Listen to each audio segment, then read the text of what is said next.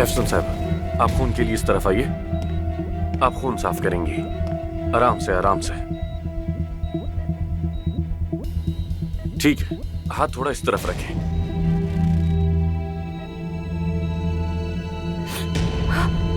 नब्ज गायब हो गई है। मरीज शॉक में चला गया। क्या मतलब? फौरन यहाँ आओ, पाँव पकड़ो इनके। तुम भी आओ, जल्दी आओ, इस तरफ से आओ, हाथ पकड़ो। जल्दी जल्दी जल्दी। अरे कैसा खून का चक्कर? बगैर देखे पकड़ लो, समझ आई? तुम उनका हाथ पकड़ो, हाथ पकड़ो उनका। मामू को कुछ होना नहीं चाहिए। तुम अपना काम करो, समझ आई? मरीज की जान खतरे में है, पकड़ के रखो, मजबूती से पकड़ो। शाबाश शाबाश, जल्दी करो। 1 2 3, चलो चलो, बचाओ। शाबाश शाबाश शाबाश शाबाश शाबाश। पकड़े रखो इन्हें, पकड़े रखो, पकड़े रखो।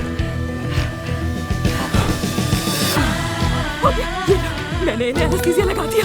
चलो निकलो यहाँ से, लानत हो इन सब पे। अल्लाह रहमत करे इन्हें। निकलो हमें। चलो।